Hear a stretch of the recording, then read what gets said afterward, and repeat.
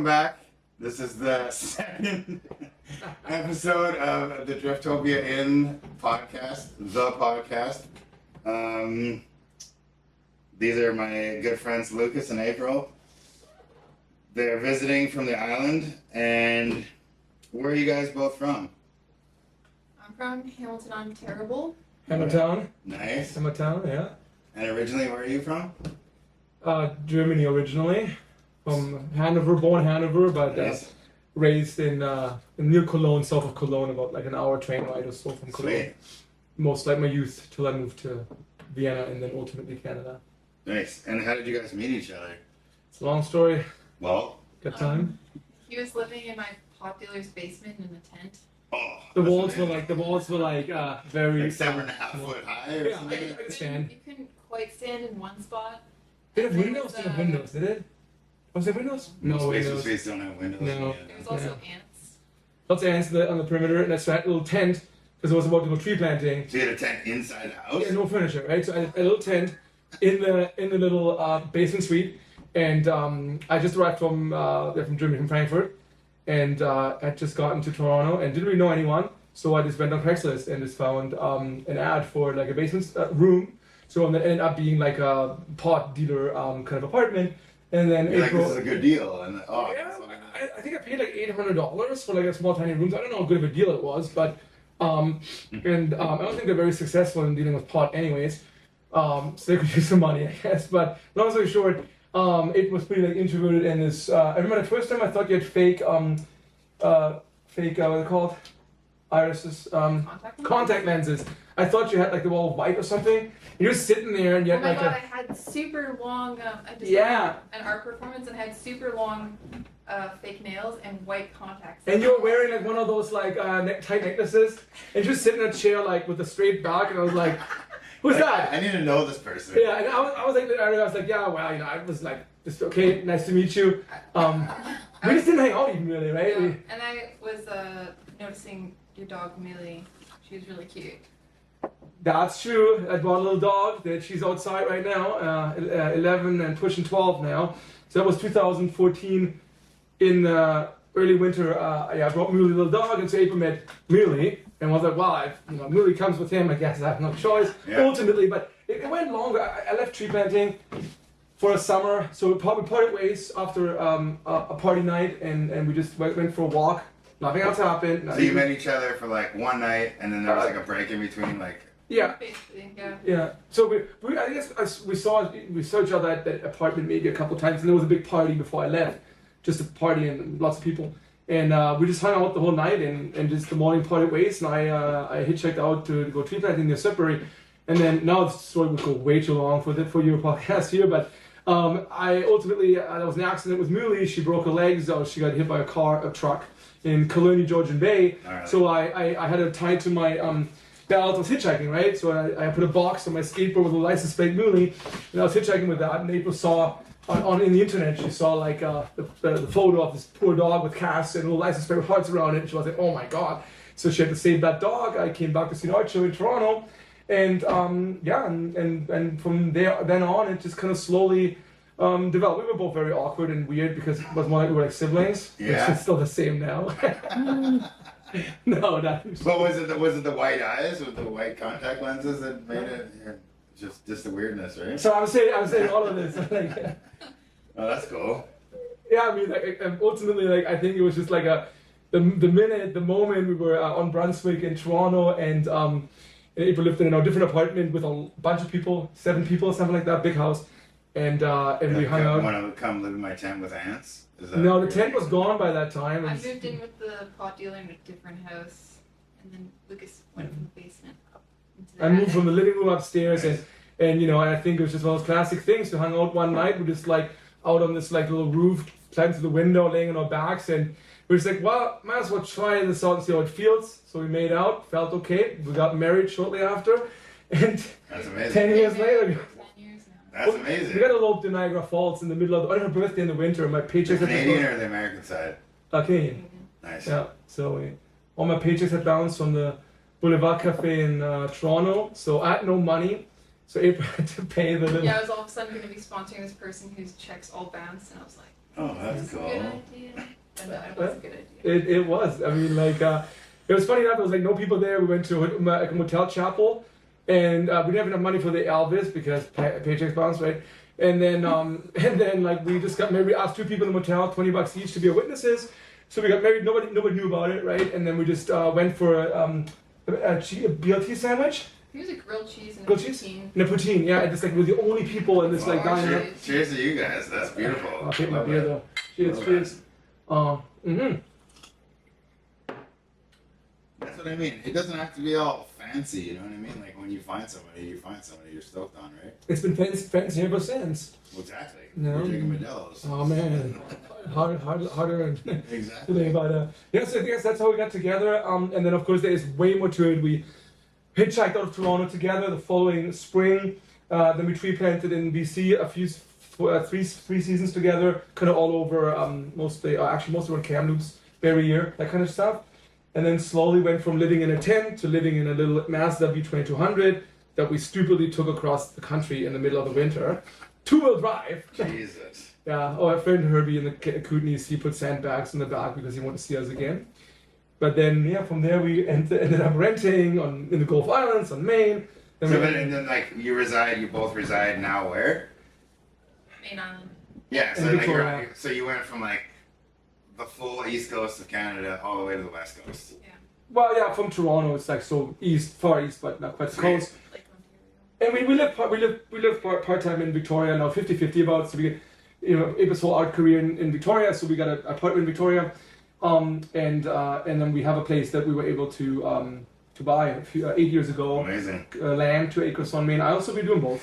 And I was gonna say thanks for the shirt. So they gave me this. You can zoom in. Can you explain what that? Oh, you made it, April. You made this. Yeah, you made So this shirt. the company name is Life Aquatic Marine Endeavors, but Inc. short form it's L.A.M.E.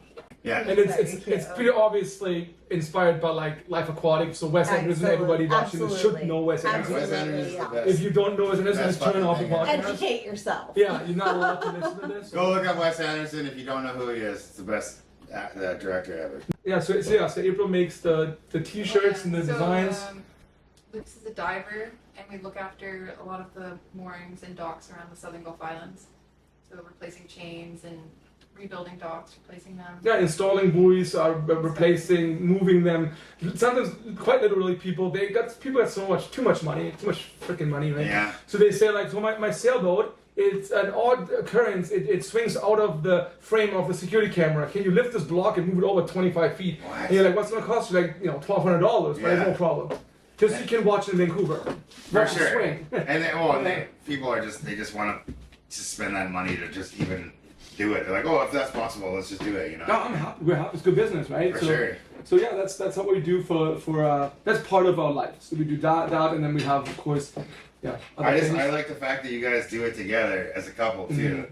We didn't always. We started out like we were different, working different We places. worked many jobs together. Yeah. We tree planted for 3 seasons. So you've done Exactly. like Shut it down. really high fucking stress jobs together, and then you're like, fuck it, I'm just gonna make my own company and then make it together. It all kind of just like one of those things that just happened, like there wasn't really a plan for this, and at the time there was just like those would go maybe too far, but like we were just in the Gulf Islands on Main Island, and the opportunity came up, and then April was working at the lumber yard for 2 years, 2 years, and then so we were contracting. At the time I was contracting, it's of course our business, but then things got a little bit busier, and we made it a bit bigger, so we had to incorporate it.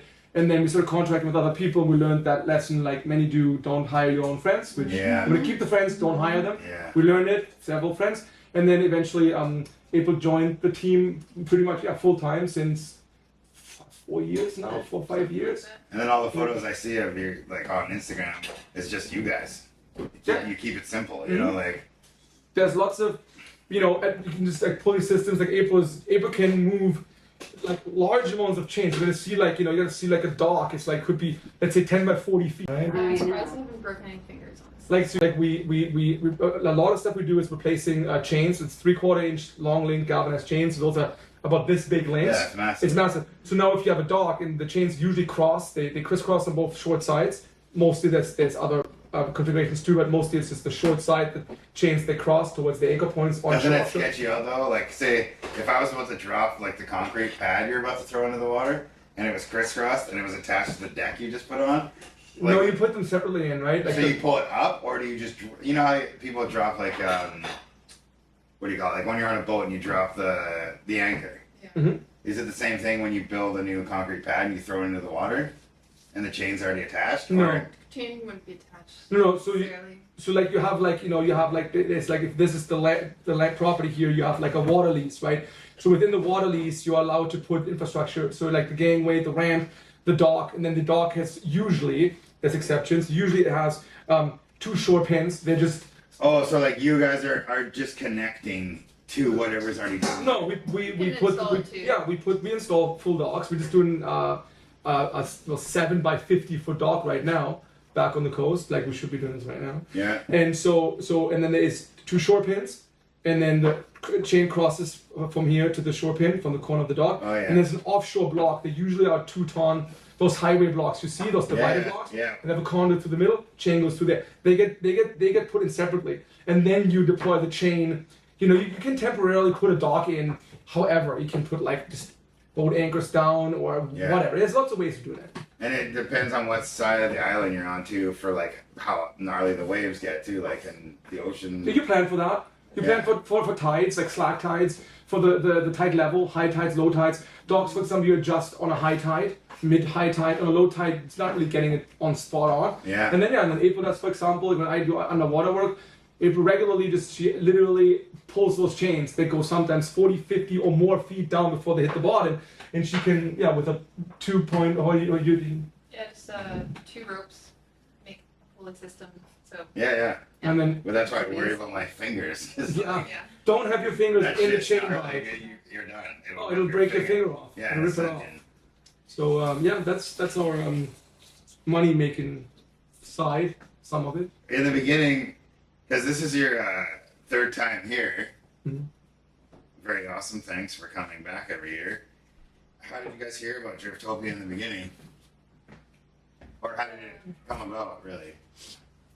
Oh, really? It's, Oh, yeah. So, strangely, I had bought a sandwich at Wheelie's in Victoria, and it was called the Big Lebowski. I gotta go try that sandwich. yeah, that was So dope. then we watched the movie right after that, The same was next night. We watched Yeah. the movie because and I then Lucas saw on Instagram his buddy posted a video. I think it was a story of Andrew Robertson, Tattoo artist? tattoo Yeah, artist, yeah. great guy, good friend, and his buddy Leo. He did this tattoo right here. You got one too, I think? I got eagle. Yeah. Oh, and I have one too. You have one too? If we got a spaceship, we talk about. Oh my that. god, we got a Nice. triple tattoo situation. Yeah, so the spaceship. I got Nice. the eagle. I got the spaceship, and I got more. I got this. I got lots of. Yeah, he's a beauty. He's a guy, good guy, and so he posted a story. And I'm pretty sure it was a story he posted. It was his buddy Leo. I don't know Leo really. Met him for once, and he was doing an ollie over somebody. I think you bowling. Yeah. And then I saw the video and I was like, what is this place? And we just watched the Big Lebowski. And so I messaged Andrew and said, Andrew, what is all this about? He said, hey, you gotta go. This is a great skate project. And yeah, that's how I messaged you. And you were like, yeah, come on up, check it out. And that's just 3 years ago. Amazing. That's amazing. That's, I'm glad that bowling brought you guys here. well, the skateboard, the ollie over the bowling ball. Leo knows it was like probably like a good like 5 to 10 tries. And it was sketchy because I felt like I was like, if he doesn't ollie at the right point, I'm gonna fucking break his trucks or something foot. bad's gonna happen. But he was good. Yeah, And he but- did it on the homerboard too, which is even Oh, the crazier. hoverboard. Because that's even has bigger wheels too, which Right, is crazy. that's awesome. That's how we got here. That's how we met you. We did. What I know it's the 3rd time you come back, but what keeps you guys coming back? You? Awesome. You keep us coming back. No. Oh, I think of you all the time. Usually on Christmas when we're all like sad and our families are far away. Oh yeah, for What do you sure. think of But you? this is cute. Cheers to you guys. Like, I love you guys so I much. love you too, dude. Cheers. Honestly. Cheers. Love you, Kelly, Scott. love you guys. I mean, you could go into all kinds of directions, I guess. I mean, skateboarding, obviously. I mean, April you started out skateboarding, like what, Just last, a year ago. maybe a year ago. Like, So just about a year ago, great progress, amazing progress since. I guess like mostly we're coming back to the Coonies every year to Right. visit our like adopted Well, grandfather. that's what I was gonna ask you about because you guys tell me about him constantly. Herbie, Yeah, Herbie is like. You gave me the I shirt? gotta meet this guy. I think. Yeah, he's sort of It's a so backyard mechanic, but was a professional mechanic for many, many years, and he's just awesome. And we're in the area anyways. That's awesome. So it like makes your trip longer now because you're like now you've just found a second Herbie. I don't know. I'm not calling me Herbie. No, I'm just yeah, saying, absolutely. Like the same feeling, right? Like, Yeah, like when yeah. you come here. I It's- think the Coonies have these like awesome characters. They're just like these hidden gems all around. So I feel like honestly legends. You know, I mean, Yeah. you're one in the skateboarding world. Herbie's one in the hot rod world. He's pushing 79 this 29th of December. He's turning 79, and he's working every weekday and Saturdays usually, and he still builds hot rod trucks, full on replaces and builds engines. At 79, I don't know That's crazy. anyone who works like that. I don't. No. It's his passion. That's why he does that, and he became the dogs we have outside, Hase and Muli, Yeah. right? And which Muli, the dog that I brought from Germany that April fell in love with and had to take me with it, collateral. It works. It works. It works, still works, great. And like, and so when Muli had in our first year tree planting, because we wanted to, on advice of the vet, we had her spayed after first heat. I understand that's what you do if you have to spay him, right? It's not great. Anyways, and then she suddenly became larger and larger, somewhere outside Mackenzie. And we were like, why is she this little bean? She's like a beagle mix, she's getting larger. And her like mother features were getting more pronounced. And we're like in the bush. Okay, And okay. it was On your tree planting. Yeah. How did you Well, tell me? is that, well, if she had Hazard as a baby, right? Yeah, Hazard, yeah. Did she only have one litter? No, she had one litter with 7 puppies, but it was brutal. I remember like we had this. Remember this block? It was 10, 12 feet of stinging nettles, and this poor dog. Oh no! We didn't know yet. That's but where was- she was laboring. No. not quite. But No. she was like just about like due. Well, she was like Oh. red all over because she's getting Poor stung everywhere. baby. And then we were just like, I think it was one. I remember I can picture it. And you were saying like, Lucas, I think we have to bring her to the vet because this doesn't look right. We went to Prince George, brought her to the Oh. vet, got her X-rayed, 7 little dinosaurs. And we're like, well, it comes a new chapter in life.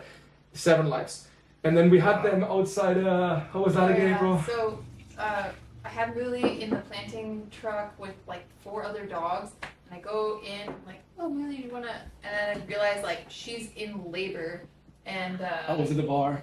and I was Classic. like, oh my New god, you dad. cannot have your puppies with all these other dogs in there, like they're gonna eat them. I took her out. I'm Yeah. in front of the freaking Mackenzie post office. No one's paying attention to me. My dog is like, "Ugh," and making all these crazy screaming Yeah, noises. she's You're like, oh my To the god. birth. I'm like, she's just suffering. giving birth into the Aw. dirt. And Jesus. then I flagged down a planter, and I was like, get Lucas. And then he goes to the bar. I was already at the bar. Asking like here all we these go. random questions You have a about like. fiber. Like, He was like asking to like borrow your laptop or something. Also, your wife's like delivering the puppies in front of the post office. I didn't leave right away, of course, and I still came in time to see about I don't know half of the litter still be born, which was great. yeah. And then and from them it wasn't. I mean, I'm sure it was a big deal. I know it was a big deal for the mama dog Muli, of course. But like from then on, it funny enough, we brought it back to camp. Already the company was a shit company, bad owners, bad supervisors, and so we were We're already not saying any names. no names, and they know who they are. So anyway, this is a long time ago, right? This is like 2015.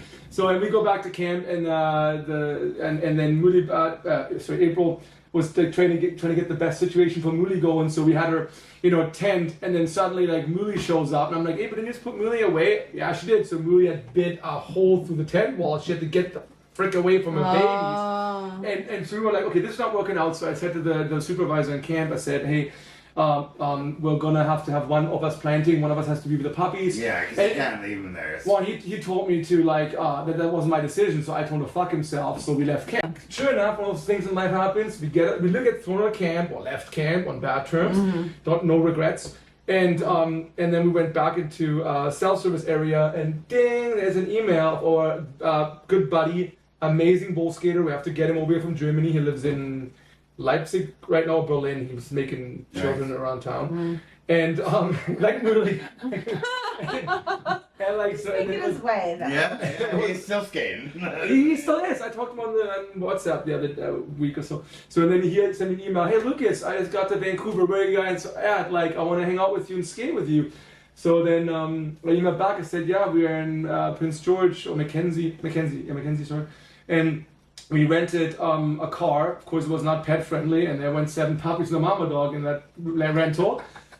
What else we do, right? We couldn't really hitch it You with pay a that box. extra $25. Fuck it. Yeah, so when we got to Vancouver, Beefy picked us up in the absolute most epic van. The And Moulin Rouge. we called the Moulin You Rouge. got that Moulin Rouge. Moulin Rouge! It was a 1989 Dodge Caravan spec, like limited edition. There you It had, like, velvet, like one handle, folds into a bed in the back. And that guy, man, he traveled with us and picked up another skater, Romeo from Portugal. April had some tough times there for sure by having no space, but they both always camped outside and they were like, you guys, the puppies, stay in the van. One So of them would sleep on on the the roof. roof of the van. so we were like, The guy? yeah, so we were What were like, they afraid of? no, we were in the van with the puppies. Yeah, but wouldn't it be fucking way more comfortable on the ground? So we're like in downtown Vancouver, park the side of the road, and we again go to the bar. April's then stuck with the puppies in the van. You're just so- like in the back of the van. with Yeah, the with, like, puppies. 3 So you guys own, so to this day, you own your guys' own marine company, but this is how it all started. Like Mhm. living in a Yeah. van with all these puppies. Mhm.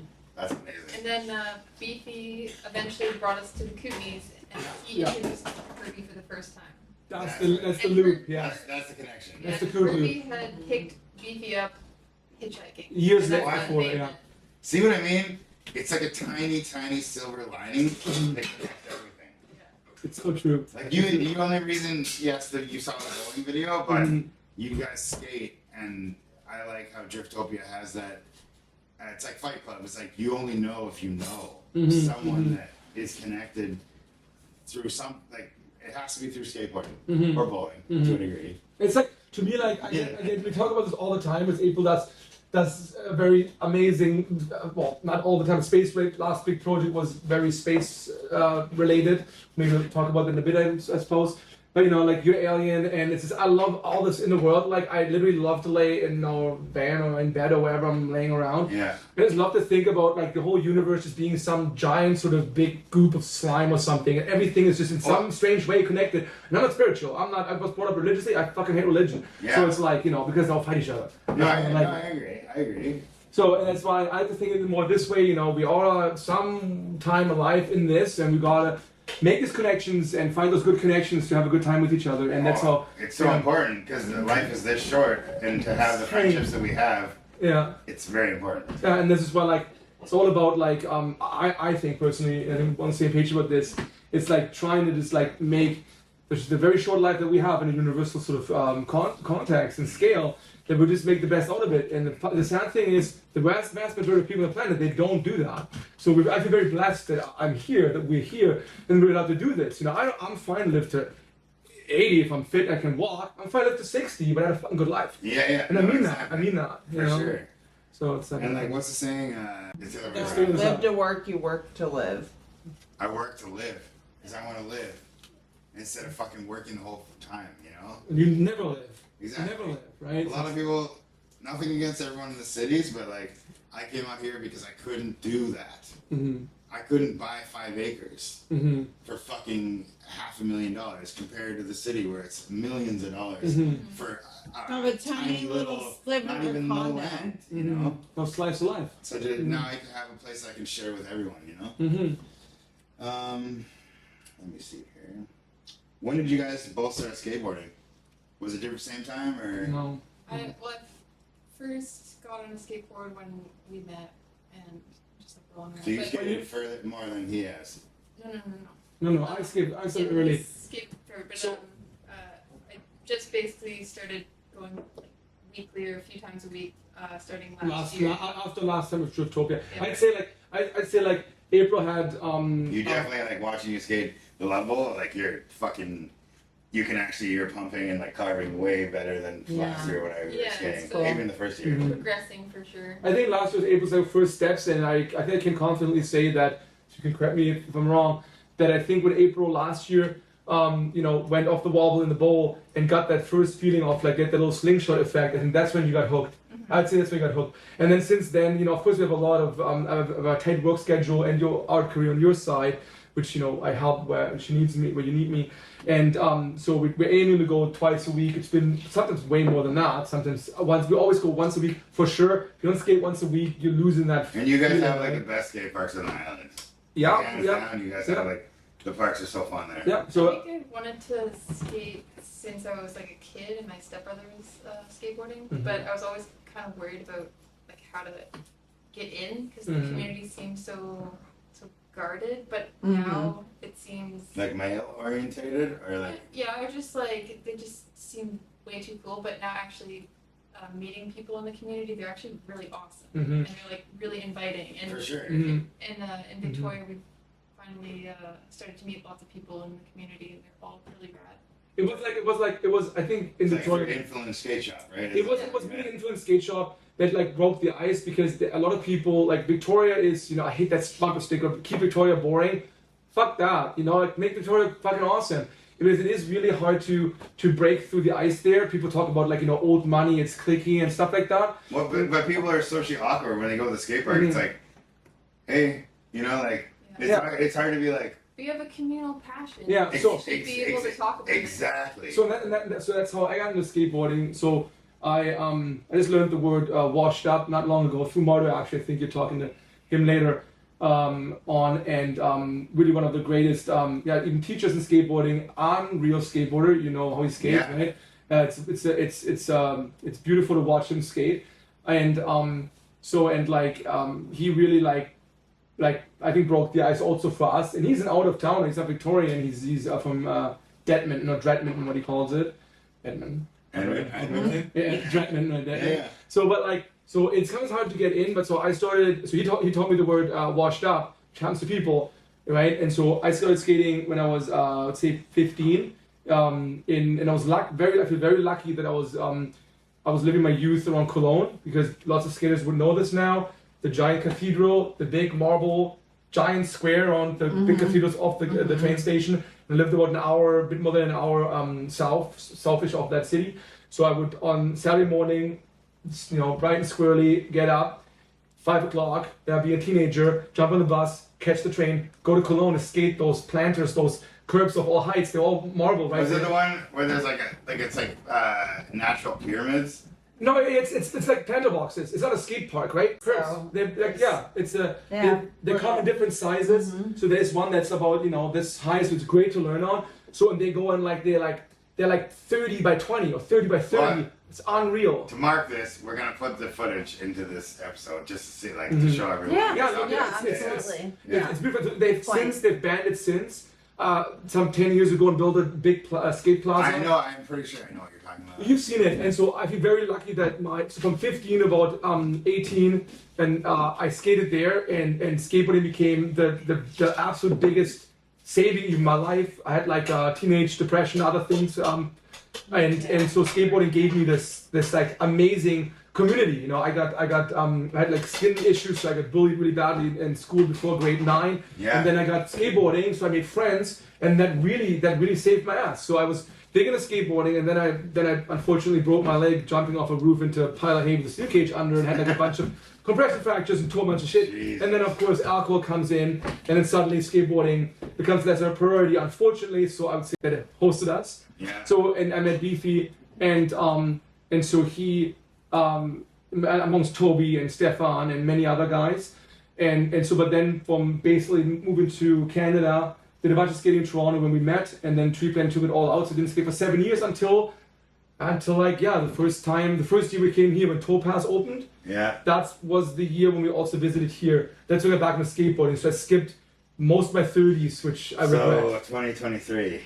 Whenever they opened Topaz is when Yeah. I got my board after 7-8 years of no skating at all, and I that's the one regret I have in life, that I skipped those 7 years. Oh fuck it. Yeah. And now it's now. Yeah, I yeah. lived on Maine, which has no Nothing to good skate. concrete whatsoever. We have Mhm. basically You said the speed Gravel the speed limit is 50. yeah. It's like So now take this.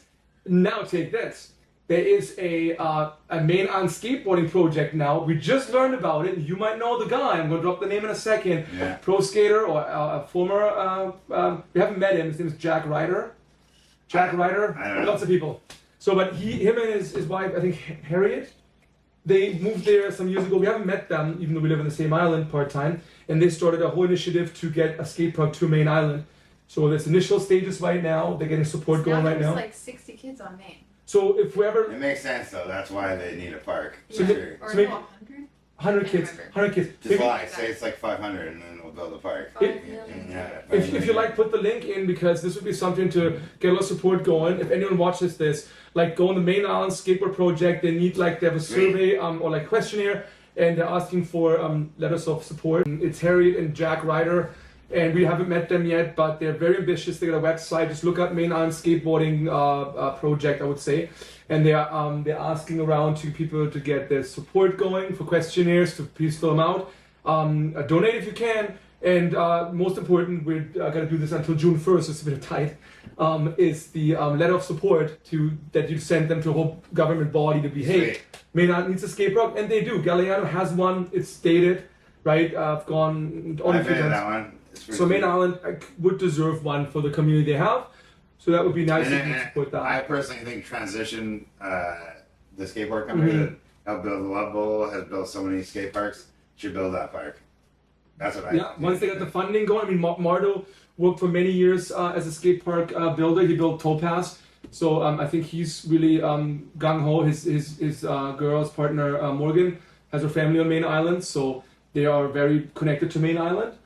So this is a great development. Also having met, for example, Mardo from Influence Board Shop, which also ties this together. It's all connected, right? Well, we're a huge family. Like, don't you agree if you get off a plane or any type of, you're traveling anywhere, I would just go to the skate park and be like, I'm just gonna meet these people and they're gonna take me to the best places to eat, Mhm. the best places to like get a hotel or anything. It doesn't Mhm. matter, you know? Well, you got another hour for us because I could tell you traveling in Colombia and Panama, doing exactly that, going to skate spots and living in the hillside favelas, in the barrio malls, living like with the local people, the skaters, you know, perfectly safe. They know where to go, they know what to do. Exactly. And they were skaters and didn't know them before. And Lived they in- have respect for you because they know Yeah. we've all like skateboarders, we just don't have the fucking same lives as everyone else does.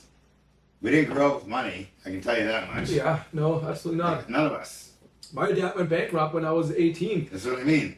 so no money there. Like, I like talking in this podcast. I know this is like realistically our first one. Like, we gotta fucking just like be straight out with things. Hmm. There's no like be real as we can, you know. Mhm. The world is harsh, and like skateboarding makes it worth fucking living it. You know, like it Mhm. makes me happy in so many different ways, right? I think it comes down to me. It comes down to, we talk about that a lot actually too. You can, you know, skateboarding is to me the best thing in the world. You know, it really is as like a passion. There's many passions though, right? You could be a photographer, you could be a singer, you could be a painter, you could be a carpenter, you could be a roofer, whatever. You could be a Yeah. garbage collector. If you're a passionate person, that's gonna like connect you so deeply to people. And I think we're all passionate people here, and that brings us together. You know, and you gotta find those passionate people in skateboarding. Believe it or not, I know you know it, there's also assholes in skateboarding, but they get very little room, they get very little space. No. Right? There's no room for bullies in skateboarding. You wanna be a bully, you know, skate by yourself, you know? Well, no, they won't skate for very long. No, That's no. That's the thing. Exactly. And the most passionate people are, in my opinion, the most gifted skateboarders that I've ever seen. They're creative, they skate things differently than most people do. So to me it's passion. Passion really unites I us agree. all. Cheers to skateboarding right here. Cheers to passion of skateboarding. It's still your water. Okay, you have my water. I got the fucking volley sandwich here. Cheers. Cheers. Okay, April, I've seen you just opened up your own art studio to display your own custom art. How's that going for you? 3 years ago. Really good. Well, like, I mean, like, as like a whole, like, I know you had your art studio, that was 3 years ago, but you've been doing it for 3 years. Yeah. So I've had the studio in downtown Victoria. It's been really awesome. The rock slide. Rock slide. Check it out. And I had tons of room to build my own props, and then like a sort of permanent photo shoot section. But probably gonna actually get out of the studio just because I find that I work best from home, so then I Yeah, I can just agree. sort of like I do the same thing. Yeah. work on things like at any hour of time, at any hour of day, and I don't have to drive through traffic downtown. You're just on your own time. Yeah, and then I can just create shows when I'm ready to, instead of having the group studio space, even though it's been nice to meet everyone in the city and Yeah, and made you network like more Yeah. too, like in that aspect. Yeah. We'll talk about a little bit about what April does for art because that connects even Well, you guys like the. Oh no, but that's what my next question was. One of my favorite things that I've seen you build was like the alien pod. Well, I call it the alien pod, yeah. but You're wearing alien yeah, pods right now. yeah, show yeah, us. yeah. These are what's it say on the side? It's got Flying beer. saucy. Saucy. I love it. But yeah, like that pod was incredible, and like what was that made from, and like what was your whole like beginning when you started building that? Well, so I did this whole photo shoot series making my own costumes that were sort of like Renaissance and space themed, and I wanted to make something big, like a big sculpture to add to that series. So I started looking for some sort of vessel to make a space pod out of, and then one day, out of the corner of my eye, I saw this horrendous looking fiberglass tank in someone's yard, and it was covered in moss and it had a huge crack in it. So I went. What was it originally though? Like was it It was like a water tank, Water tank, underground water tank. was it for when you guys were working, like for looking? I was just No, random. it was That was a random. different contractor we knew. Yeah. He was doing a big renovation on the water, and we know the people who own the property, and it used to be a transfer station on Main Island. It has closed since, and April spotted it, and it's just like broken, and I was like, hey Lucas, there's the space pod, there's my spaceship, and I was just like, are you sure it's big? I was like, are you sure? Because they're gonna kiss your hands for taking this away, right? Yeah, it was on the top of this huge mud pile. And it was muddy. It was So it disgusting. didn't say like free. It was No. just like No, this we thing messaged- just it's a stuck in the message. mud. It was April messaged- definitely garbage. Yeah, April messaged the guy, Bruce. I said, hey, can I buy this? And he said, please take Yeah, it. yeah, help me out here. So we dragged it over with our At least truck. it's fiberglass, a little lighter. Our, It's our lighter, yeah. shoes were caked in mud. They were like this big each, You know. trying to get this huge tank out. I remember we get in the driveway. He's like, I love you, but Are you please sure? turn this into something. I remember like getting to the driveway, getting out of the truck, and I was looking at it, and I was getting sweaty. ecstatic. I was like, I know. I finally found it. And it's a really weird shape. It's sort of like a minion shape. It's like an egg. Like from the photos I see, it's squished this way, but it's very rounded It's in the very front. round, has a flange around it. Mm-hmm. So when we got it home, it took me 172 hours to Wow. finalize everything. To But I- learn fiberglassing. Yeah, so I pressure washed it, cleaned everything, sanded everything, and then I had to learn fiberglassing, which sucks. And I also, my studio at the time was only 100 square feet, so I had to, Take up your whole yeah, so space. basically Oh, like God. cup them together, 3, and then I had 1 to work with, but I really, I couldn't do it. I was just like, Because you're trying to figure out the spacing, like Mhm. to build your costume. It's in. oh no, inside that I of it. had to put on hold, and I just had this one project to do, and it was in the Mhm. middle of winter, so I had to like crank up the heat, and I had like a mask and goggles. Yeah, it was super interesting. I learned a lot of things. I did all the electrical work in it. There's lights and switches, and I got friends to, like, a lot of friends gave me little items to put in it. There's like a crystal doorknob and like a I love that stuff. boat handle, like Oh, the throttle. a throttle. Throttle. Another buddy gave Ties us. to our business again. My dad gave me a Pontiac emblem from the 60s, so that's right in the dash. That's awesome. And like this one more note too, how it ties maybe to like the life aquatic. Lucky us, unlucky for one of our customers, his Boston whaler. He had a 40 carabiner on the top of the mooring buoy, so it went off the mooring buoy, smashed up on the rocks. April just learned to fiberglass, so April got the fiberglass and back together, made us a bunch of money. Yeah. So it was kind of like cool that she learned fiberglassing. That's dope. Yeah, I learned so much on that project. I don't know how to fiberglass at all. It's fucking hard. It's Yeah. not easy. Itchy. Like I work with a lot of epoxy. That's a whole different story compared. Yeah. Do you guys feel like you've said pretty? Like you feel pretty? Got all the bases covered, right? I mean, that's what else would it be to talk about? I think we both really fell in love with everything here, and you guys, of course, and really appreciate what you've done here, what you've been doing here. You bring people together, and how finally, I think we both are fully in love with the Love Boat. Just got out of it before Well, we like started what, this. the last question was, what are we missing here, and what would you like to see here?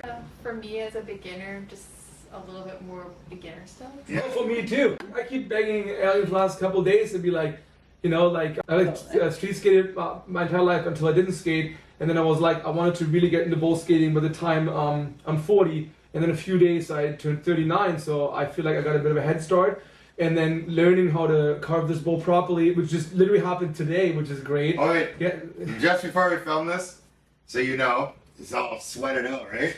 So he fucking did a line, we'll post it. The feeling connects to the curbs back in Cologne, right? That feeling of getting onto that Nice. curb. They're a very similar feeling, right? It's all granite there too, right? Right, it's the same, same material, but just that feeling, even though it doesn't even necessarily look like that much, but getting that momentum, having that sort of slingshot effect, it just bounces you, it slingshots you out of that pocket, right? And just getting the feeling for that is one of the best feelings I've ever had. So that's it's great that we only come here once a year, but bowl season is open now. It's great. I wish the mini ramp was easier to skate, but in the bowling alley, but it is what it is. But you're saying too, you're gonna have that like very like couple of feet mini ramp outside. The whole new area is gonna be amazing. Next year is the goal for that for sure. But I like hearing what you would want or what is missing or like what makes you. It doesn't have to be even skateboard oriented. Like, oh, okay, we need a dunk tank or we need like. What's like saying it? So I think just everything, and earlier friends like Beefy and Stefan and Toby in Germany, they're like DIY spot, like old industrial wastelands. People bring concrete, built ramps against the old walls of the buildings. They're trained to do this, right? So when you're getting started, for example, and everything is gnarly, it's a gnarly like awesome spot. Yeah. So having something a bit more mellow. Look at the Waimea little park, right? We went there before. April had a blast in that, just carving all around the turns there, full speed. What was the favorite skate park you've skated in the Coonies? I think Castlegar. So you do have that close by. So between Driftopia, Weimer, Nelson, Castlegar, you haven't made the trail yet. No. I don't like the Nelson ones. I mean, I would say this is my favorite place because, we haven't done it this year, but you have that little street section, which, we was skating only last year with the awesome curve you got there. So I think to me, Driftopia is my favorite place. This castle, I think, is just, it's an older park, but they really did something for everything. But the only thing they don't do is what April loves, some mellow transitions with coping. They got no pings, right? It's just, the only copings they got are in the bowl. So there is every other transition, every other obstacle is just the rounded concrete, right? Yeah, It's easy to roll over. No ping. It's called No pain, yeah. It's easy to roll over, and if you do curbs, like for me it's a heaven, right? I can just do curbs all day, just do fucking 50-50s, whatever, 5-0s, backside, frontside all day long, because they got all the heights. So it's good to get back onto that. But for April, Olivia loves the transition skating, in the bowl especially. I think this is the place. Okay, sweet. I think so. Well, cheers, guys. It's awesome talking to you. Awesome. Realistically, this is the first podcast because I haven't even filmed the intro one. I'll be honest with you guys. Fuck it. This is the way we do it at Driftopia. I love you guys. Pilot. Cheers. Bye. Cheers. Thanks, Abby.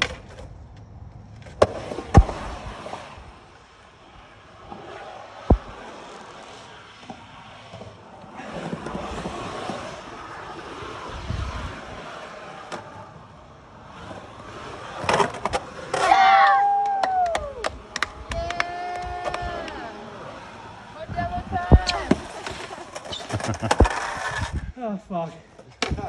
I feel like puking, but no, it's Modelo time, so everything's fine. Thanks, buddy. Everything's fine. Modelo time. Oh my god.